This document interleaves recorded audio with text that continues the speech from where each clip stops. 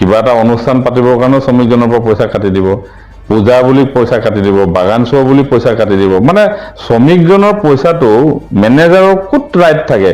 এজন মানুহে হাজিৰা কৰি পোৱা পইচাটো তেওঁ কোনোবা মানে লিডাৰৰ কথা মতে কাটি দিব। কিন্তু একমাত্ৰ তেওঁলোকৰ যদি একাউণ্টত পইচা আহে তেতিয়া এই যে মেনেজাৰৰ পৰা ধৰি ট্ৰেড ইউনিয়নৰ নেতাৰ পৰা ধৰি একাংশ দালালৰ এই যে শ্ৰমিকৰ পইচা কৰ্তনৰ নামত যিটো কমিশ্যনৰ অংক সেইটো নাপাব বুলি আচলতে বাগানৰ মেনেজাৰক তেওঁলোকে একাউণ্টত পইচা দিয়া বন্ধ কৰি ৰাখিছে। এইটো এটা খুব অন্যায় শ্ৰমিকৰ কাৰণে। নিশ্চয় আপোনালোকে দেখিবলৈ পাইছে আমাৰ মাজত উপস্থিত হৈছে সেই অসম ছাত্ৰ সন্থাৰ কেন্দ্ৰীয় সভাপতি ধ্যান বৰুৱা ডাঙৰীয়া। তেখেতৰ পৰা আমি কিছু কথা চাহ জনগোষ্ঠীৰ সমাজৰ কিছু বিশেষ কথা জানিবৰ কাৰণে উপস্থিত হৈছোঁ। গতিকে তেখেতক আমি প্ৰথমতে আমাৰ পোহৰ নিউজ 24 ৱেলকাম জনাইছোঁ। ধন্যবাদ। দাদাৰ পৰা আমি পোনে পোনে জানিব চেষ্টা কৰিম, যিহেতু এতিয়া আমাৰ আহি আছে দুৰ্গা পূজাৰ সময়ত বিশেষকৈ চাহ বাগিচাত যিটো ব্ৰাঞ্চ দিয়ে বনাছৰ নামত পূজাৰ নামত গোটেই বনাছ টকাখিনি প্ৰায় শ্ৰমিকবিলাকে শেষ কৰি পেলাই দেখিবলৈ পোৱা যায়। লগতে আকৌ ধাৰ লগাই লয়। গতিকে আৰ্থিক দিশটো এনেই দুৰ্বল আমাৰ শ্ৰমিকৰ।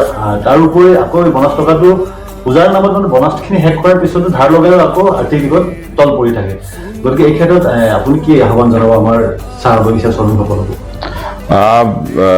যেহেতু শাৰদীয় দুৰ্গা পূজা আহি আছে, সকলো বাগিচাৰ মালিকে প্ৰথম কথা হৈছে 20% বোনাছ শ্ৰমিকক চাহ শ্ৰমিকক দিব লাগে।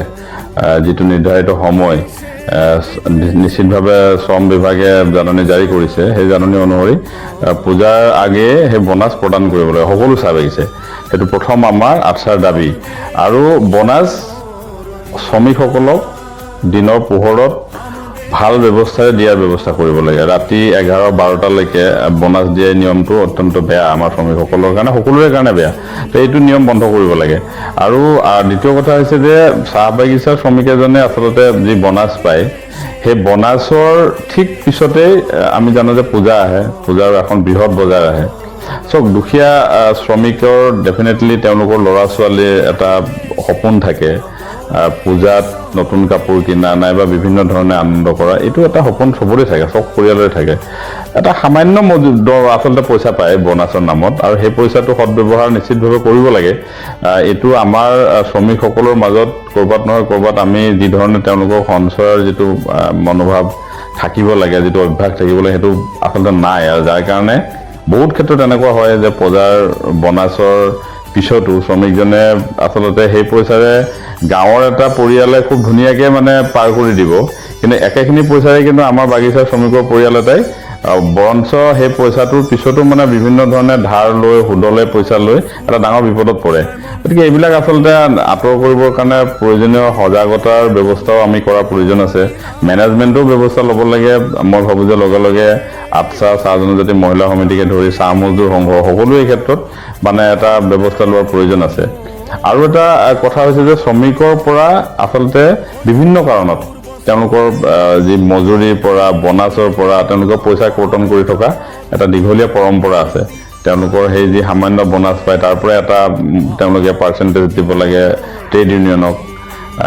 কিবা এটা অনুষ্ঠান হৈছে তাৰ কাৰণেও তেওঁলোকে পইচা দিব লাগে।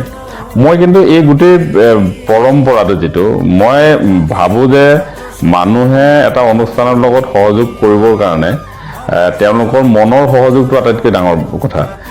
আৰ্থিক সহযোগিতাটো এজন দৰিদ্ৰ মানুহৰ হ'লেহে যে মানুহজনে সেই অনুষ্ঠানটোৰ লগত মানে একাত্ম হ'ব এনেকুৱা কথা থাকিব নোৱাৰে। মই ভাবোঁ যে এই ধৰণৰ তেওঁলোকৰ পৰা বৰঙণি কৰ্তনৰ গোটেই ব্যৱস্থাটোৰ জৰিয়তে মই ভাবোঁ যে শ্ৰমিকসকলে এটা বৃহৎ অংকৰ ধন তেওঁলোকে এইবিলাকত দিব লগা হয়। এনেও তেওঁলোকৰ পইচাৰে পৰিয়াল চলাবলৈ অসুবিধা। ল'ৰা ছোৱালীক ভাল কাপোৰ এসাঁজ তেওঁলোকে কিনি দিব নোৱাৰে।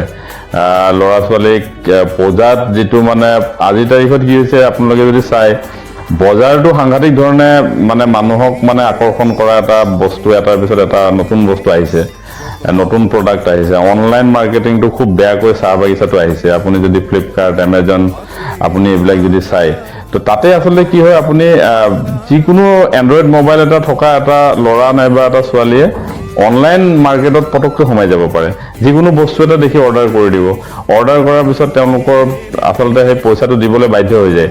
তো এনেকৈ ধৰণৰ এটা বৃহৎ বজাৰ, এই বজাৰটোৰ মাজত আচলতে এইসকল মানুহে বহুত কষ্টত জীয়াই আছে। গতিকে তেওঁলোকৰ মাজত সঞ্চয়ৰ মনোভাৱ এইখিনি বহুত প্ৰয়োজন আছে। আৰু তাৰ কাৰণে মই ভাবোঁ যে আমিও বহুত কাম কৰিব লাগে। চৰকাৰে বেংক একাউণ্ট খুলি দিলে শ্ৰমিকক বহুত ডাঙৰ ডাঙৰ কথা ক'লে যে অনলাইন আমি পে'মেণ্ট কৰিম, কেছ পে'মেণ্ট বন্ধ হ'ব, টেবুল কাৰ্ড বন্ধ হ'ব। অনলাইন পে'মেণ্ট যদি চাহ বাগানত হৈ গ'লহেঁতেন, বাগানত যদি শ্ৰমিকে থ্ৰু বেংক একাউণ্ট পইচা পোৱা আৰম্ভ হ'লহেঁতেন, মানুহৰ অট'মেটিক ছেভিংছ এটিটিউডটো তেওঁলোকৰ আহি গ'লহেঁতেন। কিন্তু একমাত্ৰ তেওঁলোকৰ যদি একাউণ্টত পইচা আহে, তেতিয়া এই যে মেনেজাৰৰ পৰা ধৰি ট্ৰেড ইউনিয়নৰ নেতাৰ পৰা ধৰি একাংশ দালালৰ এই যে শ্ৰমিকৰ পইচা কৰ্তনৰ নামত যিটো কমিশ্যনৰ অংশ, সেইটো নাপাব বুলিয়ে আচলতে বাগানৰ মেনেজাৰক তেওঁলোকে একাউণ্টত পইচা দিয়া বন্ধ কৰি ৰাখিছে। এইটো এটা খুব অন্যায় শ্ৰমিকৰ কাৰণে। বিজেপি চৰকাৰৰ প্ৰতিশ্ৰুতি আছিলে, তেওঁলোকে কৈছিলে কৰোণাৰ সময়ত যে প্ৰত্যেকজন শ্ৰমিকক আমি বেংক একাউণ্টৰ থ্ৰুৱেদি পইচা দিম।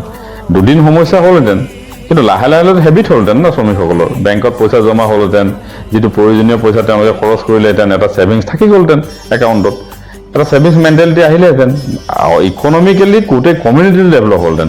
কিন্তু কিছুমান মানুহৰ ন্যস্ত স্বাৰ্থৰ কাৰণে শ্ৰমিকসকলক আজিও এই টেবুল কাট কৰি টেবুল পে'মেণ্ট মানে দিয়াৰ গোটেই ব্যৱস্থাটো এতিয়া প্ৰচলিত হৈ আছে। এই ব্যৱস্থাবিলাক বন্ধ হ'ব লাগে। অনলাইন পে'মেণ্ট একাউণ্ট খুলি দিয়া হ'ল মানুহখিনি, একাউণ্ট কিয় খুলি দিয়া হ'ল? অকল কি ইলেকশ্যনৰ আগত পইচা দিবৰ কাৰণে শ্ৰমিকক একাউণ্ট খুলিছিলে নেকি? ইলেকশ্যনৰ আগত আপোনালোকে মানে পইচা দি ভোট কিনিবৰ কাৰণে একাউণ্ট খুলিছিলে নেকি শ্ৰমিকৰ? কিয় পইচা নিদিয়ে? এতিয়া দৰমহা এখন বাগানত এটা দিনত দৰমহাৰ কাৰণে খৰচ হয় প্ৰায় 70-80 লাখ টকা। সেইখিনি পইচা আজিৰ তাৰিখত তেওঁলোকে কেছ পইচা ট্ৰেনজেকশ্যন কৰি আছে। ডিজিটেল ইণ্ডিয়াৰ কথা কয়, অসমত মানে ডিজিটেল মানে ইণ্ডিয়াই মানে ব্যাপক মানে প্ৰচাৰ কৰে যে তেওঁলোকে গোটেই ডিজিটেলাইজেশ্যন কৰি দিলে। বাগানবিলাকত কিয় নকৰে? ATM যিকেইটা বহাইছিলে সেই ATM কেইটাও বন্ধ হৈ থাকিলে, ATM কেইটাৰ অৱস্থা বেয়া চাহ বাগানত।